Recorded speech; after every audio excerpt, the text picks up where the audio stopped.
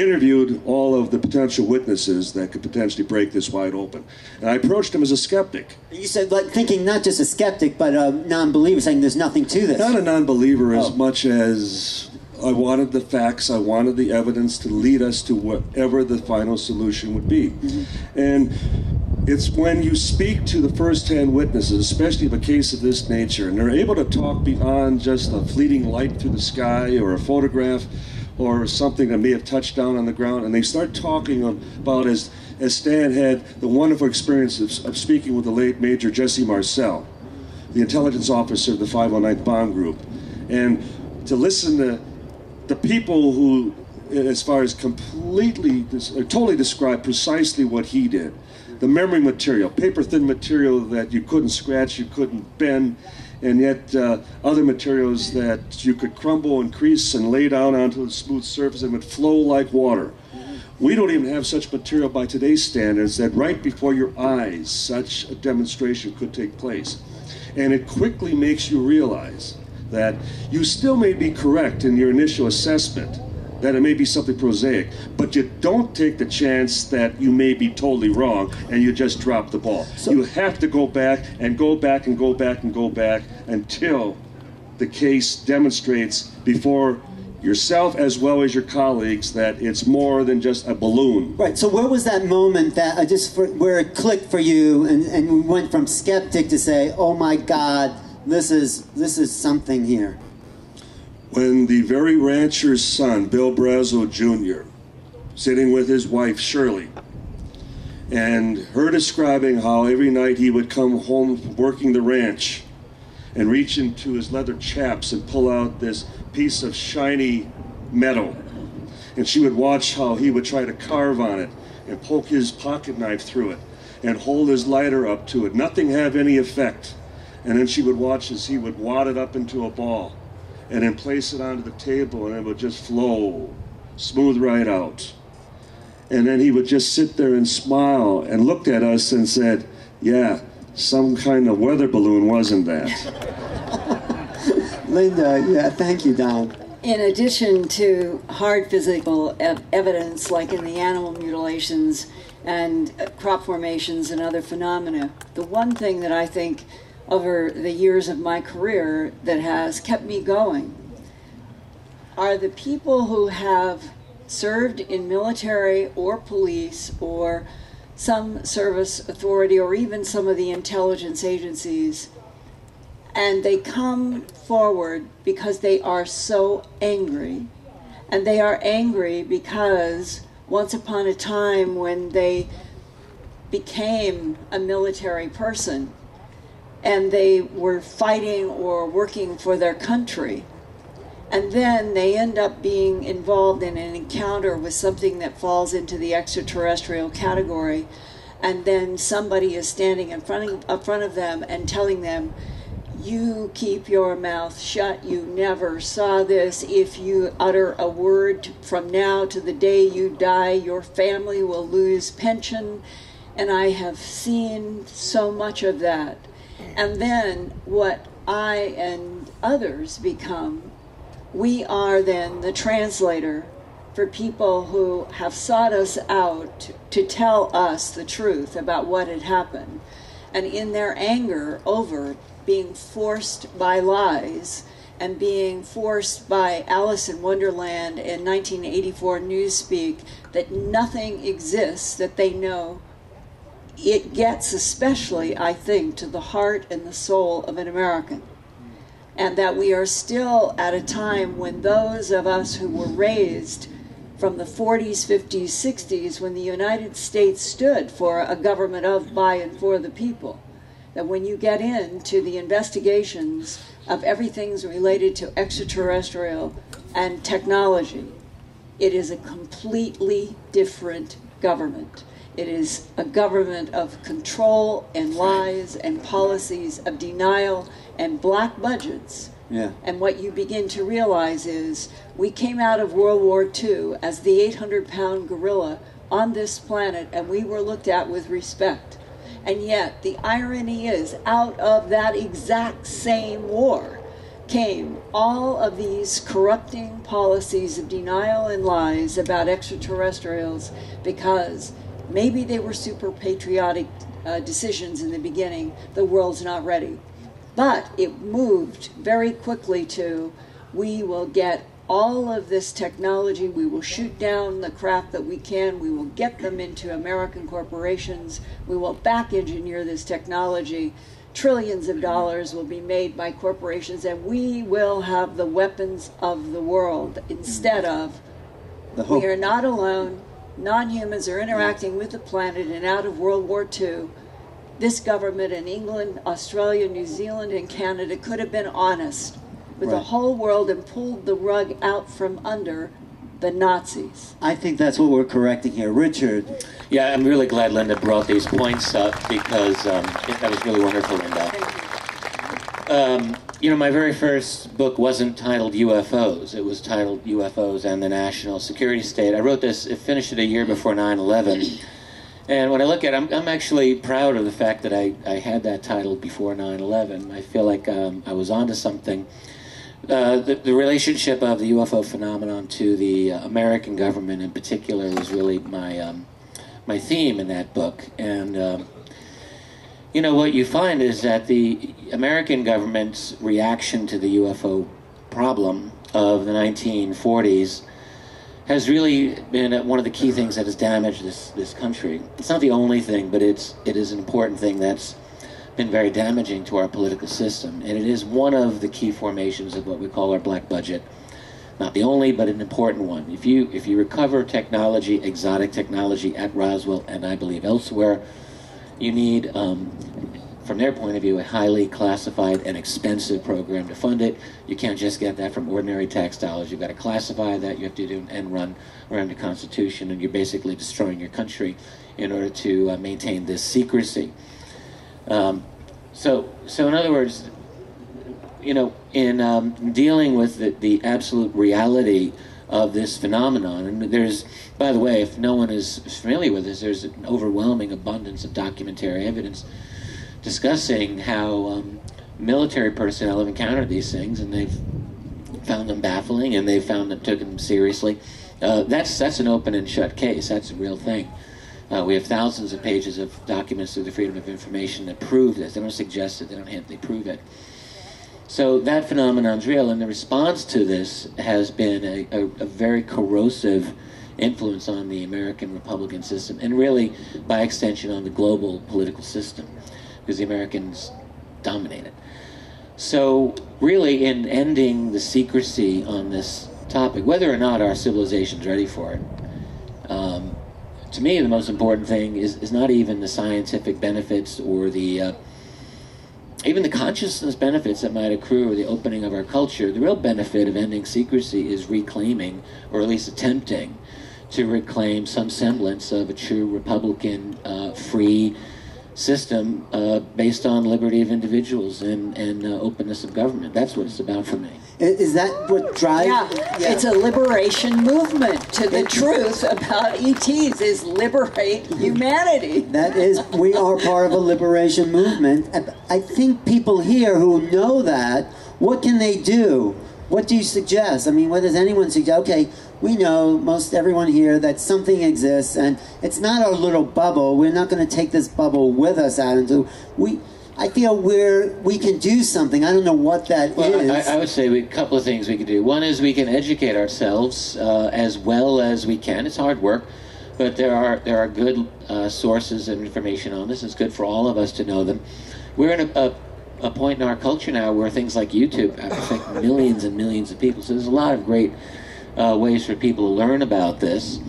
And the other thing we can do, in addition to being knowledgeable, is to be brave in our personal lives. And you know, once we leave this area here, you go out and you do everything that you can bravely.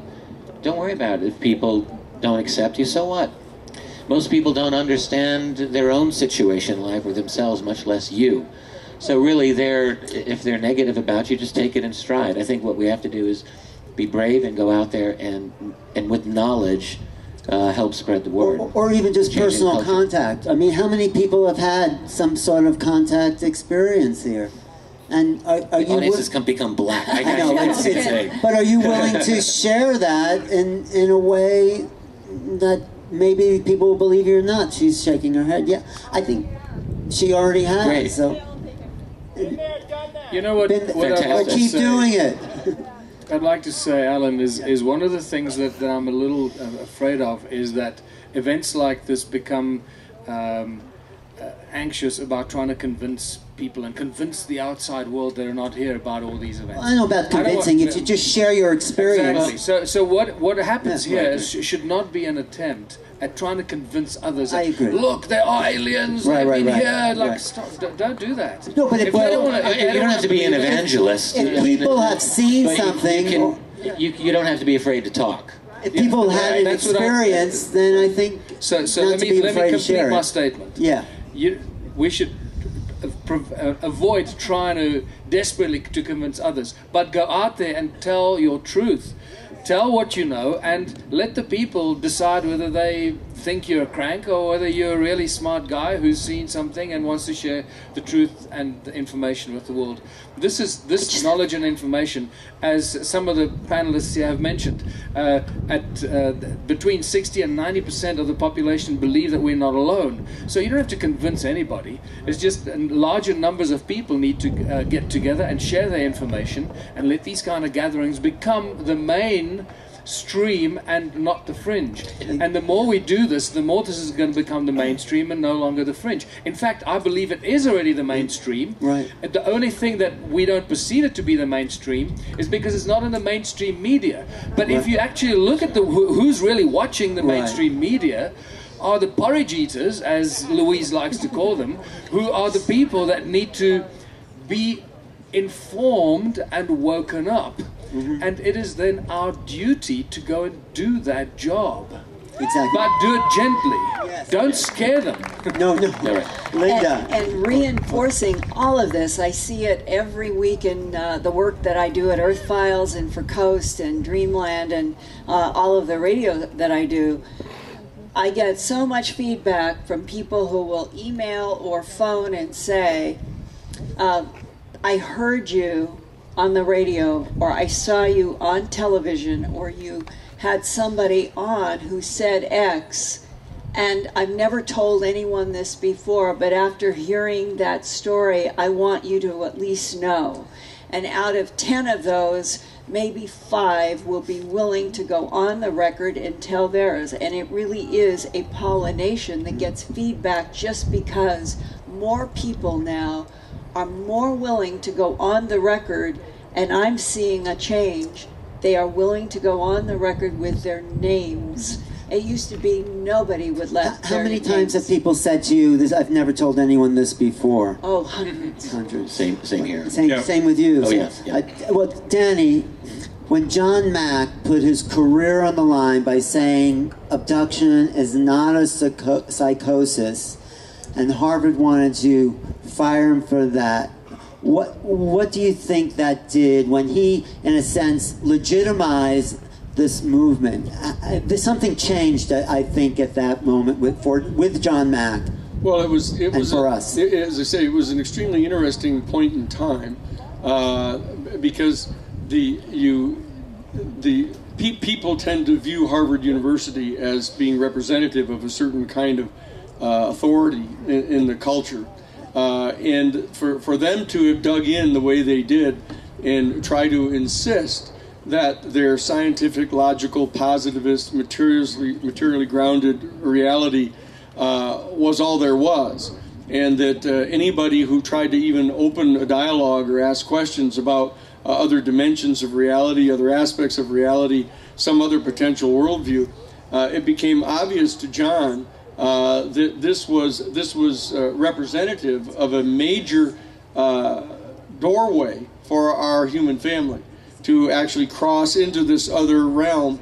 And as I've indicated before in some of my talks here, that's what's now being recognized, that this reaching out and establishing contact with another extraterrestrial civilization is going to have an absolutely inevitable impact upon the worldview of our people. And the simple question is, and we keep on encountering it here in our panel, is whether or not we're going to sit around and wait for the government to tell us it's true, drip by drab, or whether the church is going to tell you it's true or not. The key is for us to reach out, cross that line, and it's a very personal thing. Is are you going to be willing to go out and stand beneath the stars and actually reach out and try to communicate with these beings? Instead of saying, oh, it's really interesting, isn't this an interesting feeling I get when I see the stars, but to step through the threshold and reach out to communicate telepathically with these beings and participate in this process. That's the key. This is as I said this morning, this is a citizens diplomacy undertaking here. And we need to cross through and do this. And as I say, it's not to ignore the fact that there's an established order that's trying to hold on to the woodwork, basically, so they can maintain control over the resources of the world. But the fact of the matter is that with this new worldview that's coming into place now, which is integrally related to this existence of this extraterrestrial civilization, it's a dimension of truth. It's a dimension of truth that is knocking right on the door, that's hovering right off stage. It's ready to happen, and we need to participate actively in making it happen. And I can tell you, I'm convinced that these sinful structures, these structures of injustice that we've been talking about, will start to atrophy, because you can actually direct our attention toward growing a new world. Not having to be attached to the old world, and that there are some tactical steps, by all means, that need to be taken in this process. But once you make the strategic decision, then the tactical decisions will follow after it. And that's what we have to do, I believe. No, I agree, and I think we're so... Thank you, Dan. And I think this question of this passionate movement is that, in a sense, we're so into this that we maybe have perhaps forgotten that the ET recognition that we're connected to something bigger is the momentous point in human history. I mean, and that changes everything. It's a total game changer. Richard, you've talked, and I think because we're so used to this, that the idea that this is real, we forget perhaps how big a game changer that is. I felt for a while we're at an interesting interim moment in our history of our species, our civilization. I mean, think of it this way: there's almost certainly, I think, been visitation or presence of these other beings, probably for a really, really, really long time, and for most of that time, I'm guessing that they've had a much easier go at it. If someone 500 years ago in any part of the world were to see what we would consider a UFO or another being, what would they really be able to do about it? Not a whole lot. It might be something to go into an oral history tradition, or might get written down in a chronicle. But in the last century, look what human civilization's been able to do. We've taken to the air, we've developed radio and television and rocketry and some serious weapons and electronic means of detection, and now we're into advanced computing and quantum computing. I mean, we're just going up on literally an exponential level. And so what that means is that the, let's call it the advanced guard of our civilization in terms of technology, I'm talking about the military-industrial complex, they've become aware that there's this definite presence. That's not a question for them. And what they're trying to do, this is why we're at an interim, they're trying to hold that knowledge back from the rest of the world. Right, only for so long. Right, only for so long, because the rest of the world is, I mean, fast becoming quite aware that, oh, indeed, there's this other presence as well. So I think at some point, this is just going to end. And it's just going to be, everyone's going to become aware of this. And I think, you know, you just have to dig a little bit on the internet. Anyone who doesn't believe this, just tell them to look up UFOs. But everything's happened so fast in the last really 20 years. And the internet and where will we be in another 20? Right, so we are connected as a global mind, a global community, but this idea of finally this truth coming forward, in your books, you talk about how it then totally rearranges the human psyche, in a sense. And our interaction with this phenomenon, you know, Jacques Vallée wrote about this many years ago. I certainly wasn't the first person, but excuse me, our interaction with this phenomenon has had tremendous transformation of our society, and is continuing to work us in ways that I think only in the distant future we'll be able to look back and say, ah, yes, this is how it's happened.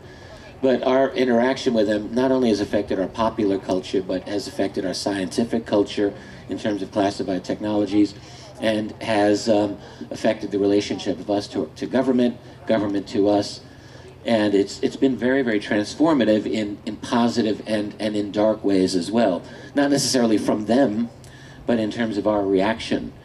But we're not done. The whole process isn't done yet. And so we've got more transformations to take place. But this has been a very important part. Yeah. And other historians and other analysts, at some point, they need to start looking at this and seeing how what we call the UFO phenomenon has really seriously affected human civilization. Definitely. Danny, what were you going to say about that?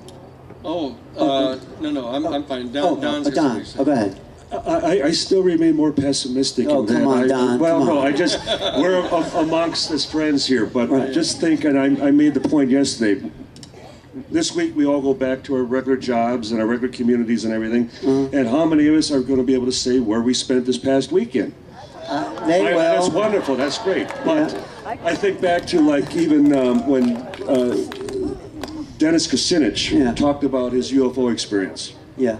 And automatically he became the UFO candidate, and that was the end of any chance that he had as far as becoming the candidate for the Democratic Party. He wasn't as forthright as he needed to be. It's easy to Monday morning quarterback Mr. Kucinich, and I admire him. But Why vote anyway? It's all rigged. It's why vote anyway. He backed down. But if I just might finish, I mean, the ridicule factor is still very much alive. The government has done a tremendous job indoctrinating and dismissing this subject as far as the public over these past 70 years for a reason. And it's one of the reasons that they are now up to 4 explanations concerning Roswell. Right. But let's talk to Stanton, who's seen, I think, a little bit of change in the history of this movement. Haven't you, Stanton? Please say yes. Not a hell of a lot. No?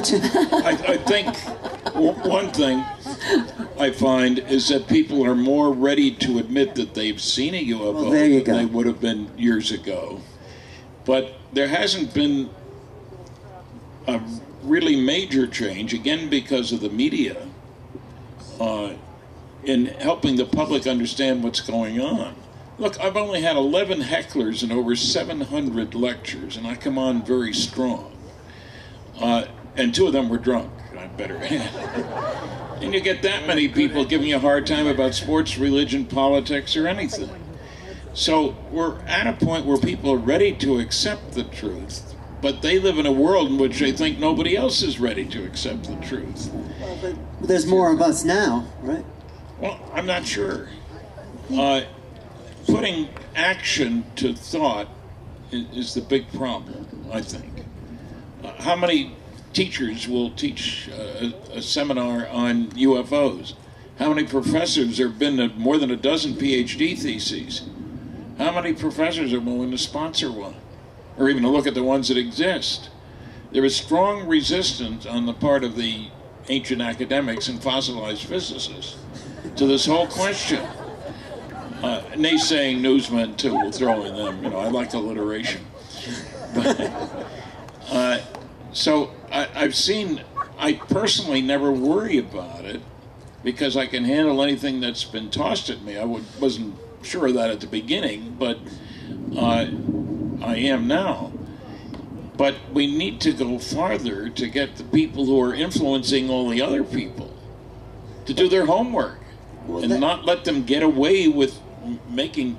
Look, when the Astronomer Royal of England said a couple of years back, only kooks see UFOs, I saw no rebuttal of that, except in something that I wrote. It's a dumb viewpoint. It has no basis in fact. But nobody corrected it. But there's been a movement of ridicule that's been paid by the Air Force, and but this is why it's a grassroots movement that's happening with a weekend like this, and why it keeps growing. That's what I see. Well, I hope it keeps growing, and I don't know what it will accomplish, but I'm an optimist still, or I wouldn't be doing what I'm doing. Okay. Well, how many, just the people on this panel and many others out there that are often speakers at events like this, how many invitations do you get per annum today as opposed to 5 or 10 years ago? You're getting more, right? A lot more. A lot more. I get invitations, 50 invitations a year to come here, there, from Brazil to Spain to Ireland to India to all over the world. And so does Richard and Linda. And so it just shows you that it's a global phenomenon that is becoming acceptable. People want to know. People are inquisitive. I have to agree. So we're doing the job.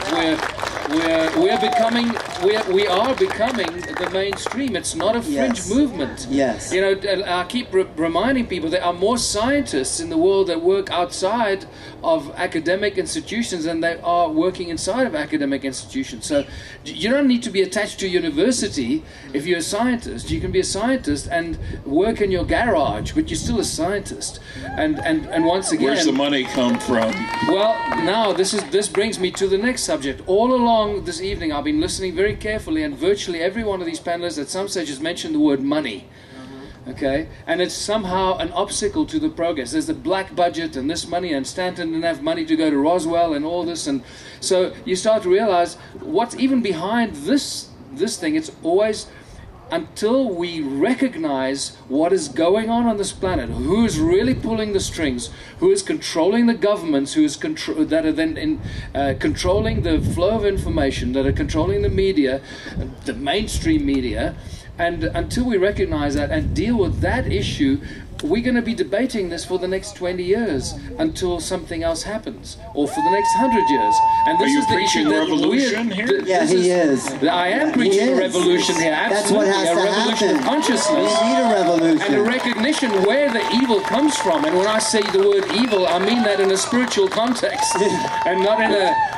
This is just too obvious an opportunity to respond to this. Is that the things that we'd mentioned before is that we need to understand that Pope Francis is getting set to issue a papal encyclical, right in June, right here, coming up, in which he's going to directly connect the process of global climate change with transnational corporate capitalism, and if in fact they don't respond by accepting mandatory limits on the global greenhouse gas emissions in the Paris meetings between November 28th and December 11th, he's prepared on December 8th to declare a Jubilee year to order the canceling of debt and eliminate the basic capitalist structure. The Pope can do that? The Pope, Francis. What about like student loans? Listen, look, you've got to understand. You've got to understand what's going on. Is that we're not talking about just somebody who's throwing holy water on people here. We're talking about somebody who's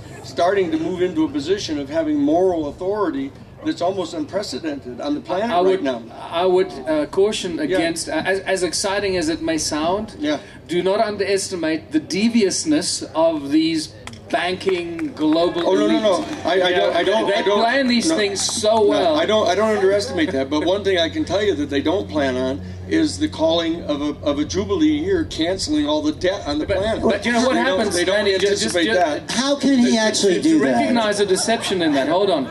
Cancelling the debt doesn't mean cancelling the monetary control and the financial control over humanity. That's like putting a Band-Aid on the global problem, and then it starts all over again. Well, that's what we got to deal with. Actually, when you're dealing with a monetary system that is so grounded in debt itself, that the entire underpinnings of the banking system, with its fractal banking and everything else, is rooted in debt. It's the constant indebting of people and keeping them from paying off the principal and carrying the debt. What I'm suggesting, especially to you, on fabricated money. That's right. But all I'm saying to you is that what's happening, what's going to be happening between now and December 8th of this year, I'm just suggesting that you direct your attention to what's going on here. Do you have to be Catholic? Francis has called for and has had an agreement now. He's going to be addressing the Joint Assembly of the entire United Nations in September. He's declaring he's going to be issuing a papal encyclical declaring that the proximate relationship between global climate change and transnational corporate capitalism is the reflection of a sinful structure, a sinful economic system, a system that is rooted in injustice and greed and avarice. He's naming the beast. He's belling the cat. And what I'm saying is that he's calling for the creation of a new, completely alternative economic order on the planet. Now, so what I'm saying is this is responsive to the very things that are being said here at the table. And the fact is that if in fact the nation states don't accept mandatory and legally enforceable restrictions on their corporations, that he's going to in fact call for the Jubilee year on December 8th. And so people need to, all I'm saying, look, people need to understand